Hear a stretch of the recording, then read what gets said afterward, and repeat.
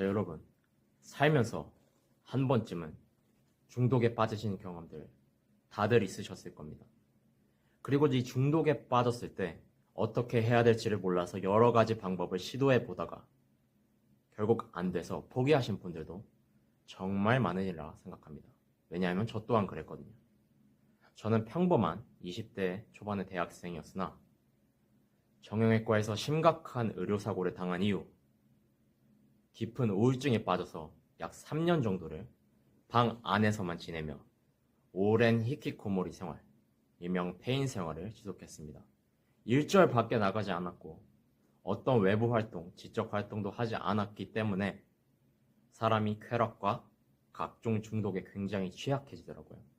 그래서 알코올, 그리고 흡연과 같은 여러 가지 중독에 걸려서 오랜 기간 20대를 낭비하고 제 인생을 방치했습니다. 자, 그런데 이 중독이라는 것이 너무 오랜 기간 동안 익숙해지다 보니 어느 날 이 중독에서 빠져나와야겠다, 다시 일상생활로 돌아가야겠다라는 결심을 해도 이게 잘 되지 않더라고요. 그래서 저는 첫 번째로 많은 분들이 시작하셨을 방법인 동네 정신과 의원에 내원하는 것부터 시작을 했습니다. 그래서 각종 약물 치료와 상담 치료를 받았고, 그 과정에서 약물을 먹은 그 당시, 그 직후에는 증상이 호전되는 것 같더라도 결국 몰려오는 각종 금단 증상과 그 충동을 억제하지 못해서 다시 중독에 빠져드는 저를 발견했습니다. 아마 많은 분들이 처음에 의지와 자제력으로 시작을 했다가도 일주일이면 다시 금단 증상 때문에 다시 중독에 빠져드는 경험 한 번쯤 해보셨을 겁니다. 특히 오랜 기간 흡연을 하신 분들, 담배는 건강에 안 좋으니까 끊어야겠다라는 생각을 하셔도 결국 혼자만의 의지와 절제력으로는 다시 담배로 돌아가는 경험들을 해보셨으리라 생각합니다. 자, 그래서 저는 다시 대학병원 정신과에까지 가서 중독 치료를 진행했습니다. 그런데 대학병원에서 치료를 받는다고 해도 물론 여러 가지 상담 기법들을 병행했지만 동네 병원의 정신과 의원과 크게 다르지 않더라고요. 그래서 제가 마지막으로 선택한 곳은 국가에서 운영하는 각종 지역에 있는 중독치료센터, 상담센터였습니다. 이런 곳에 가서 오랜 기간 집단 상담 또는 여러 가지 상담 기법들을 활용해서 상담을 받아봤으나 결국 제 일상생활을 좀먹는 이 중독 증상들을 치료하지 못하고 마무리 지어야 했습니다. 그래서 저는 제가 아마도 고등학교 때 열심히 공부를 하고 대학교 때도 장학금을 타려고 열심히 공부했던 그 습관이 남아있어서인지 이 중독에 대해서 한번 파헤치고 공부해봐야겠다라는 생각이 들더라고요. 그때 심정으로는 이 중독에 관해서 뭔가 끝까지 파헤치면 어떤 신랄 같은 희망이 나오지 않을까라는 생각이 있었습니다. 그래서 제가 영어를 읽을 줄 알다 보니 국내 그리고 해외에 중독과 관련된 각종 서적과 논문들, 강연들을 낱낱이 찾아서 공부를 해보기 시작했습니다. 대학교도 가지 않았기 때문에, 그리고 당연히 직장생활이나 외부 활동을 하지 않았기 때문에 시간이 굉장히 많은 시간 빌게이츠였거든요. 자, 그래서 이 중독과 관련된 공부를 하다 보니 결국에 마지막에는 이 도파민 그리고 우리 몸의 각종 호르몬에 관한 공부로 귀결되는 이런 신기한 경험을 하게 되었습니다. 그래서 이 비교적 최근에 발견된 도파민이라는 호르몬, 이 도파민에 대해서 굉장히 오랜 시간, 1년 넘게 공부를 하게 되었고, 결국 우리 중독 치료의 답은 이 도파민 수용체를 원래대로 회복시키는 것, 그것이 핵심이다 라는 결론을 나름대로 저 확신을 가지게 되었습니다. 그래서 이 도파민 수용체를 원래대로 회복하려면 어떻게 해야 될까라는 이런 시스템적인 방법론적인 연구를 저 혼자서 열심히 하게 되었고, 물론 그 과정에서 물론 제가 나이가 많다 보니 의사인 친구나 아니면 심리 쪽을 전공한 친구들한테 여러 가지 물어보기도 하면서 저만의 이 도파민 수용체 회복 시스템, 회복 방법을 고안해냈습니다. 그러나 이것은 이론에 불과했고 제 머릿속의 생각에 불과했기 때문에 저 스스로에게 적용시켜보고 이것저것 수정해보면서 마침내 저 스스로 중독에서 오랜 중독에서 빠져나올 수 있었고 다시 대학교에도 복학을 해서 늦은 나이에 다시 대학교를 다니게 되었습니다. 그런데 이 도파민 수용체를 회복하는 것이 왜 중요할까요?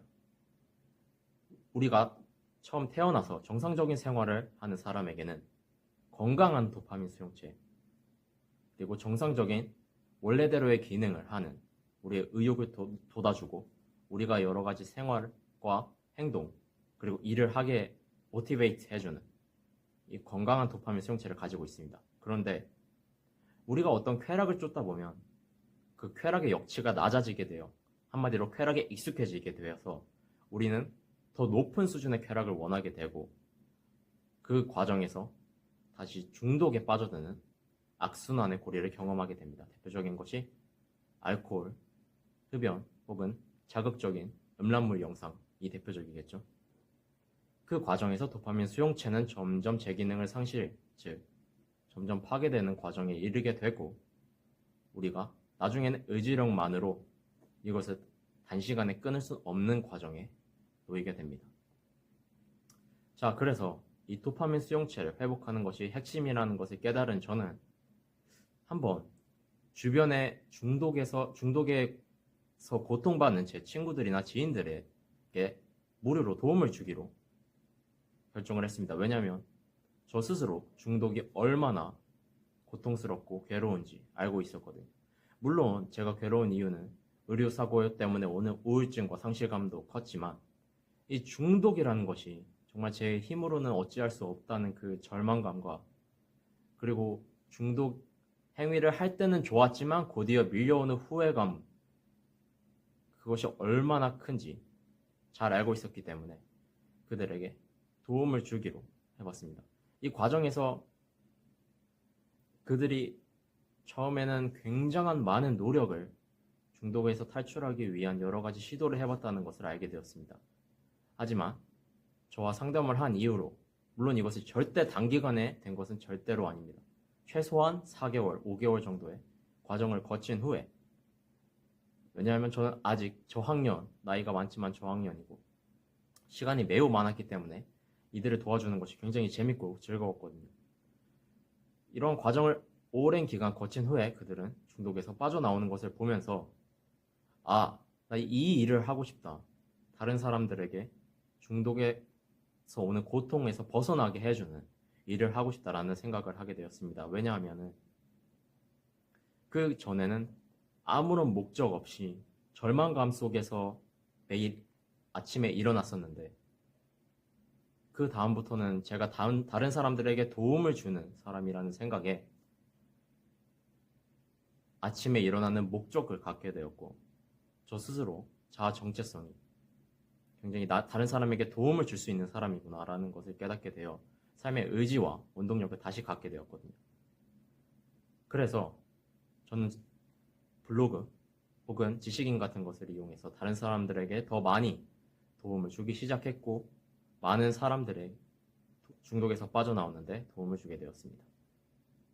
그 과정에서 물론 주변에서 취업을 하라 라는 소리도 많이 들었고 저 스스로 공무원을 하고 싶었기 때문에 그냥 다 포기하고 공무원을 할까라는 생각도 들었지만 어느 날 한 내담자분께서 저에게 살아있으셔서 고맙습니다.